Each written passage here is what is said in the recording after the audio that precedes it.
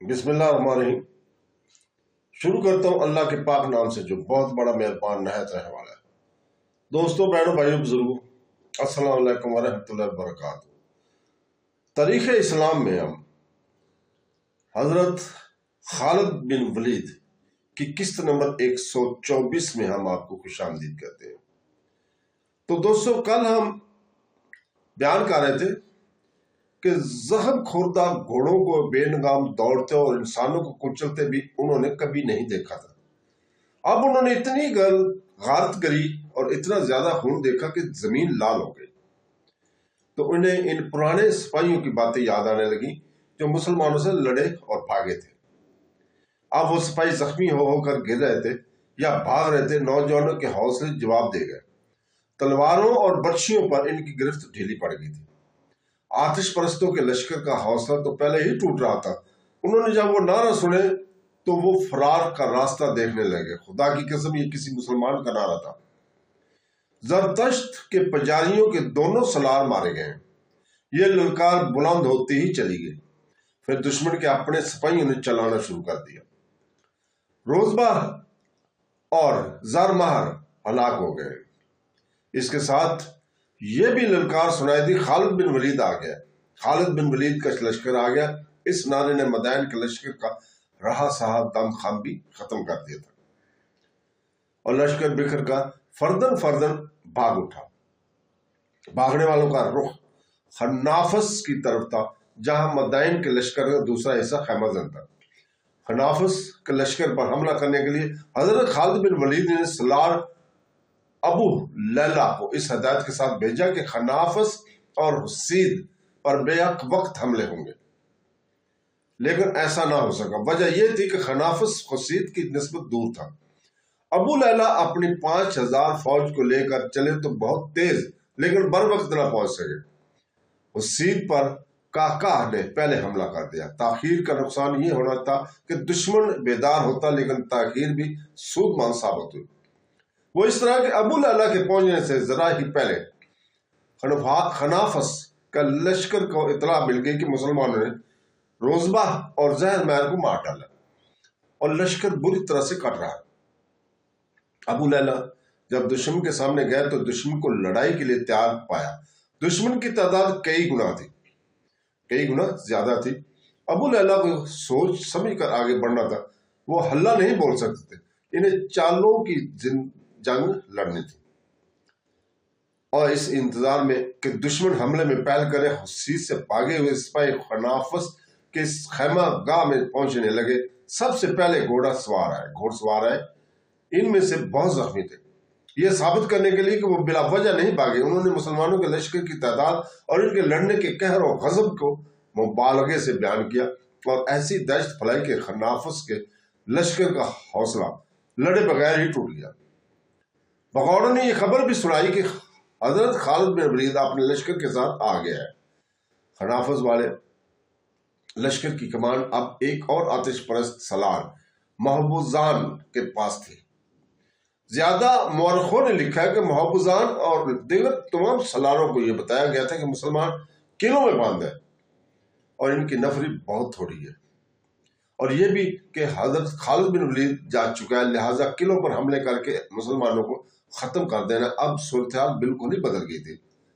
مدائن کے سلار محبوزان نے روزبہ کے لشکر کی حالت سنی اور اپنے لشکر کی ذہنی حالت دیکھی اور یہ سنا کہ حضرت خالد بن ولید اپنے لشکر کو لے کر آگے آ گئے، تو اس نے لڑائی کا ارادہ ترک کر دیا اور اپنے لشکر کو کوچ کا حکم دے دیا اور ابو لیلہ نے بغیر لڑے ہی فتح حاصل کر دی تھی۔ اس نے اپنے ہی 1-2 آدمی محبوزان کے لشکر کے پیچھے بھیجے کہ وہ چھپتے چھپاتے جائیں اور دیکھیں کہ یہ لشکر کہاں جاتا ہے۔ خالد بن ولید رضی اللہ تعالیٰ عنہ عین التامر میں تھے۔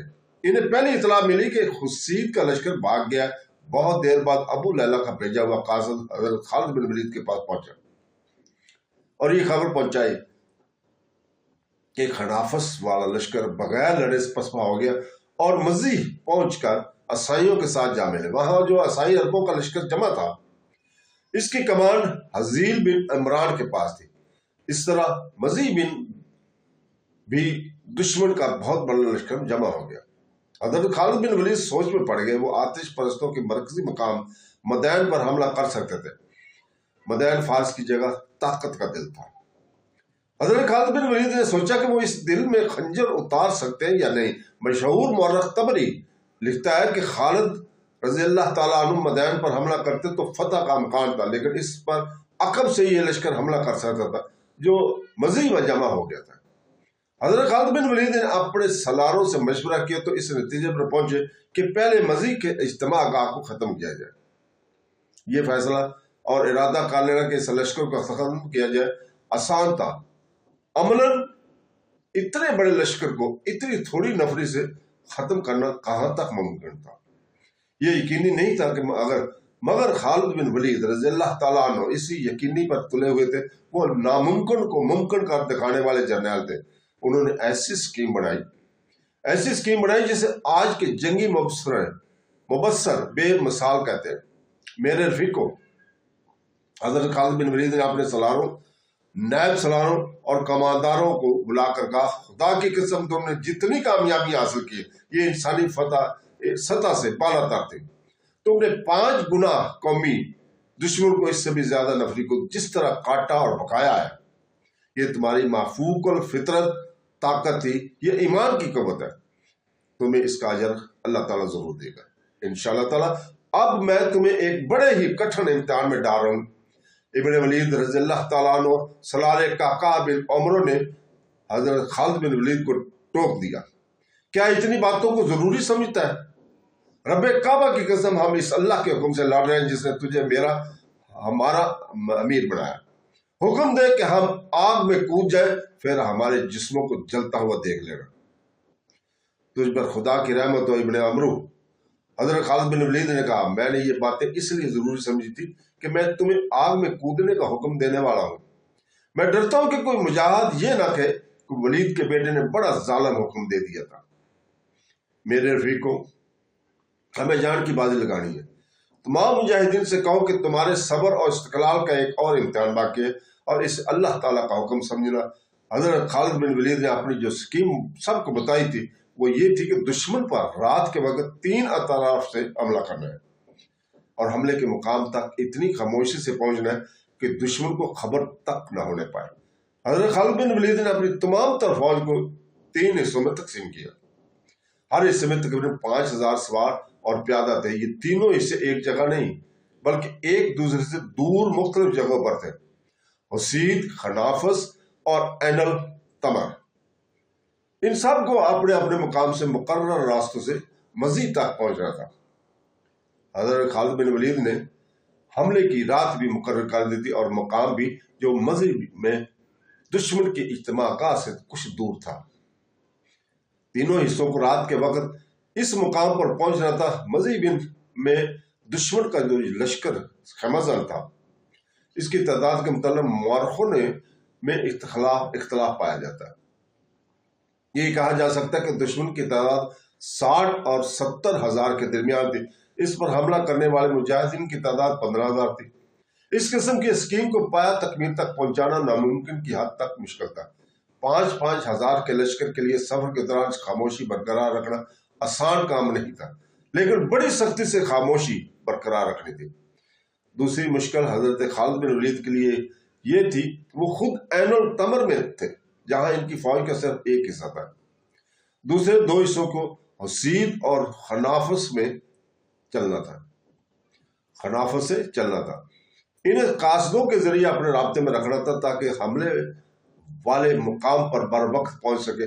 جو رات مقرر کی گئی تھی وہ نومبر 633 کے پہلے شعبان 12 ہجری کے چوتھے ہفتے کی ایک رات تھی. حضرت خالد بن ولید کے مجاہدین کے تینوں حصے اپنے اپنے مقام سے چل پڑے. گھوڑوں کے منہ باندھ دیے گئے تھے. تینوں حصوں نے یہ انتظام کیا تھا کہ چند ایک آدمی لشکر کے آگے اور دائیں بائیں جا رہے تھے. ان کا کام یہ تھا کہ کوئی بھی آدمی رستے میں مل جائے اسے پکڑ لیں تاکہ وہ دشمن تک خبر نہ پہنچا سکے. دشمنوں کے بیدار ہو جانے کی صورت میں مجاہدین کی کامیابیاں مخدوش ہو جاتی اور دشمن گھات بھی لگا سکتا تھا. رات کے چلے ہوئے اسی رات نہیں پہنچ سکتے تھے. دن کو لشکر کو چھپا کر رکھا گیا. دیکھ بھال والے آدمی دور دور پھیلے ہوئے رہے۔ حضرت خالد بن ولید اپنے جاسوس دشمن کی اجتماع گاہ مسجد تک بھیج رہے تھے، وہ دشمن کے متعلق اطلاعیں دے رہے تھے۔ ان کی آخری اطلاع یہ تھی کہ دشمن نے ابھی تک کوئی ایسی حرکت نہیں کی جس سے پتہ چلے کہ وہ کسی طرف حملہ کے لیے کوچ کرنے والے ہیں۔ مورخ لکھتے ہیں کہ دشمن کے سالار اپنے سالار اعلیٰ بیمن جازویہ کے اگلے حکم کا انتظار کر رہے تھے۔ حضرت خالد بن ولید کے آ جانے سے ان کے لیے صورتحال بدل گئی تھی۔ اس کے مطابق انہوں نے اپنی ساری اسکیم بدلنی تھی۔ اس رات بھی مذاق کے خیمہ گاہ میں دشمن کا لشکر گہری نیند سو رہا تھا۔ جس رات حضرت خالد بن ولید کی فوج نے کہ تینوں حصے بخیر و خوبی اسکیم کے مطابق مسیح کے قریب مکمل خاموشی سے پہنچ گئے تھے۔ بعض مورخوں نے اس محض ایک معجزہ کہا، کچھ اسے حضرت خالد بن ولید کی دی ہوئی ٹریننگ اور ان کے پیدا کیے ہوئے ڈسپلن کا کرشمہ کہتے ہیں۔ آدھی رات سے ذرا بعد دشمن پر قہر ٹوٹ پڑا۔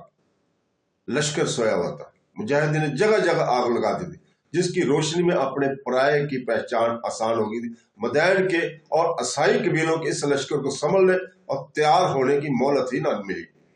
مسلمان نعرے لگا رہے تھے، زخمیوں کی چیخ و پکار اس دشت میں عذاب آغاز تھے جو دشمن کے لشکر پر طاری ہو گئی تھی۔ مدینہ کے مجاہدوں، حضرت خالد بن ولید کے حکم سے یہ للکار بڑے بلند تھی، کسی کو زندہ نہ رہنے دینا، دشمن کا سفایا کر دو۔ دشمن کے گھوڑے جہاں بندے تھے وہیں بندے رہے، ان کے سوار ان تک پہنچنے سے پہلے ہی کٹ رہے تھے۔ مسلمانوں نے رات کے اندھیرے سے فائدہ اٹھایا تھا، اسی اندھیرے سے دشمن نے بھی فائدہ اٹھایا۔